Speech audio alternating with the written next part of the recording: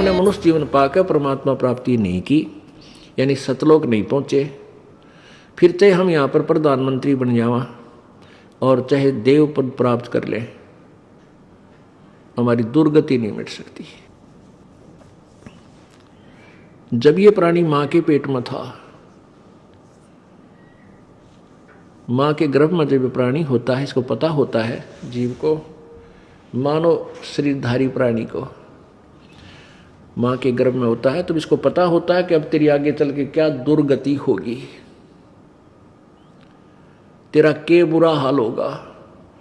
और ये दुर्गति किस कारण से हुई कि मैंने भक्ति भगवान की नहीं किसी मनुष्य जीवन में।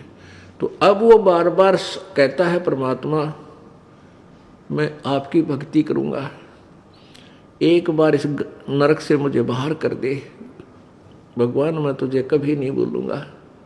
अब मुझे सब पता चल गया मैं ऐसे क्यों दुखी हुआ।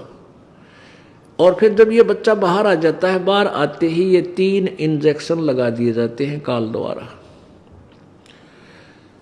रजगुण ब्रह्मा, सतगुण विष्णु, तमगुण शिव जी, इन तीनों अपने पुत्रों को एक एक गुण से युक्त कर रखा है और इनके अंदर से निकल रहा प्रभाव ऑटोमेटिकली प्रत्येक प्राणी पर प्रभावित कर रहा है, सब पे इफेक्टिव है। अब जैसे ब्रह्मा विष्णु महेश कहीं भी रहें, उनसे निकल रहा गुण प्रत्येक प्राणी को जो है ना प्रभावित कर रहा है। अब जैसे ब्रह्मा विष्णु महेश अपने लोकों में रहते हैं, इनके अलग अलग राजधानियां हैं, ब्रह्मा लोक अलग है, विष्णु जी का लोक अलग है, शिव जी का लोक अलग है। स्थान, लोक माने स्थान, देश। अब जैसे एक मकान में रसोई होती है, किचन, भोजनालय, और उसमें मिर्चों का छोंक लगता है, मिर्च डाल दी छोंक में, तो वो वहां से उसका जो प्रभाव है छोंक का, उस मिर्चों का प्रभाव ने जाकर उस मकान के अन्य कक्षों में बैठे हुए व्यक्तियों को भी प्रभावित किया, उनको छींकें आने लगी। जबकि मूल वस्तु रसोई में है, उससे निकला हुआ गुण कहाँ पहुंच गया, वहां जाकर प्रभावित किया। ऐसे ही ब्रह्मा विष्णु महेश अपने मूल स्थान, अपने राजधानियों में रहते हैं और उनसे निकल रहे ये गुण आप जी को, तीनों लोकों के प्राणियों को, जैसे पाताल लोक, पृथ्वी लोक और स्वर्ग लोक के प्राणियों को प्रभावित कर रहे हैं। तो जो ही ये बालक मां के पेट से बाहर आता है, इसको इन तीनों गुणों के ऑटोमेटिक इंजेक्शन लग जाते हैं, ये अचेत हो जाता है, इसको कुछ याद नहीं रहता।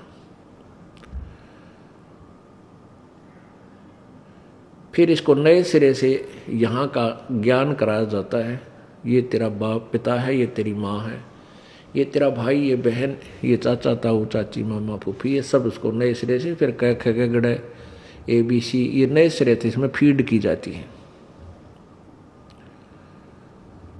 और फिर ये कहता है जब ये शरीर छोड़कर जाता है तो परमात्मा के दरबार में जब इससे अकाउंट लिया जाता है तो ये क्या कहता है, भगवान मेरे को पता नहीं लगा, मुझे ज्ञान नहीं हुआ कि मुझे क्या करना चाहिए था, भक्ति करनी चाहिए थी या नहीं थी। तो परमात्मा उलाहने में नहीं रहते, परमात्मा ये भी कसर नहीं छोड़ते। प्रत्येक गांव में, प्रत्येक नगर में, पूरी पृथ्वी पर कोई भी प्राणी ऐसा नहीं जो इस बात से अपरिचित हो भगवान की भक्ति करनी चाहिए, परमात्मा ने याद करो। यानी किसी ना किसी के मुख से उसने अवश्य कहवाया वह भगवान की भक्ति करनी चाहिए, परमात्मा ने याद करवाई। कोई गलती करता है, पाप कर रहा है, भाई भगवान से डर, मालिक ने याद करे। यानी इस तरह की प्रेरणा प्रत्येक प्राणी तक मालिक ने पहुंचा रखी होती है। फिर दूसरा ये होता है, जैसे आप जी गए हुए हो, आप प्रत्येक भाई को, बहन को, मित्र को, सहेली को, कोई रिलेटिव है, संबंधी, उनसे अवश्य ये चर्चा करते हो कि भगवान की भक्ति करो और भक्ति का मार्ग ये है, वो भक्ति का साधना ठीक नहीं है। तो भले ही वो नहीं मान रहे हैं तो उनका दुर्भाग्य है। जब वो सच्चे दरबार में जाकर खड़े होंगे उनका कोई पुण्य उनके साथ होगा नहीं, क्योंकि भक्ति शास्त्र विरुद्ध है। गीता जी अध्याय नंबर 16 के श्लोक नंबर 23 में कहा कि अर्जुन, शास्त्र विधि को त्याग कर जो मनमाना आचरण करते हैं, मनमाने आचरण का अर्थ है जो अपनी मर्जी से लोक वेद के आधार पर, सुनी सुनाई कथाओं के आधार पर, ज्ञान के आधार से पूजाएं करते हैं, वो मनमाना आचरण कहलाता है, जो वेदों और गीता में वर्णित नहीं है। जो शास्त्र विधि को त्याग कर मनमाना आचरण करते हैं, उनकी ना तो कोई सिद्धि होती है, ना उनकी गति होती है, ना कोई सुख होता है, यूजलेस। तो जो साधना आप कर रहे थे वो तो उनके पास साथ भक्ति धन हुआ नहीं, और पापों की गठड़ी बंध गई पूरी।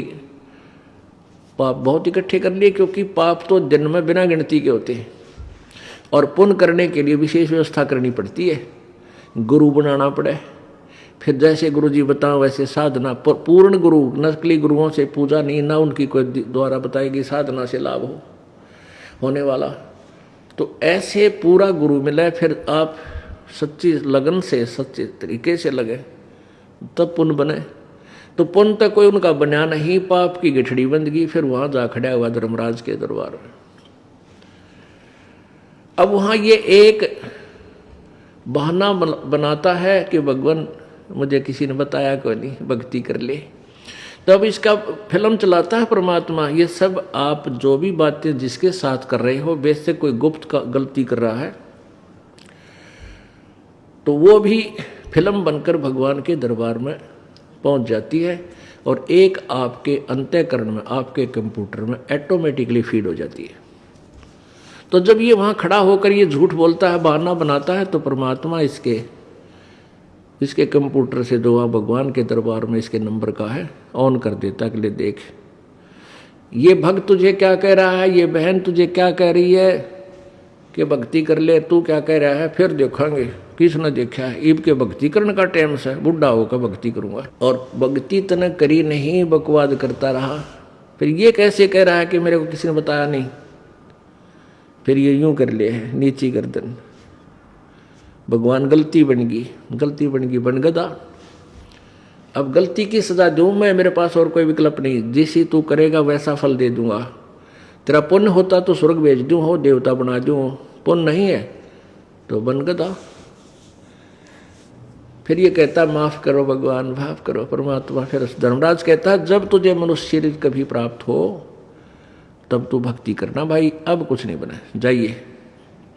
तो जब ये माँ के गर्भ में वहां से जब ये मानव शरीर प्राप्त करके चलता है, वहां के जो देव पुरुष हैं वो भी कहते हैं इस आत्मा को कि भाई तेरा दाव लग गया, और ये मनुष्य शरीर बार बार नहीं मिलता, पूरे संत की तलाश करिए। देवता भी पछता रहे हैं कि हमने तो गलती कर दी, हमें भी संत पूरा नहीं मिला, हमारी भी जन्म मृत्यु होगी, और कभी मनुष्य शरीर मिलेगा तो पूरे संत न ढूंढांगे भाई।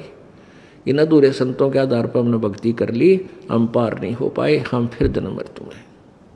तो आने वाले मानव शरीर प्राप्त करने वाले को प्रत्येक नेक सलाह देते हैं कि तेरा दाव लग गया भाई, भक्ति करिए, बकवाद मत करना। तो वहाँ तो ये बिल्कुल पक्का होका हुआ है, माँ के गर्भ तक इसको याद रहता है।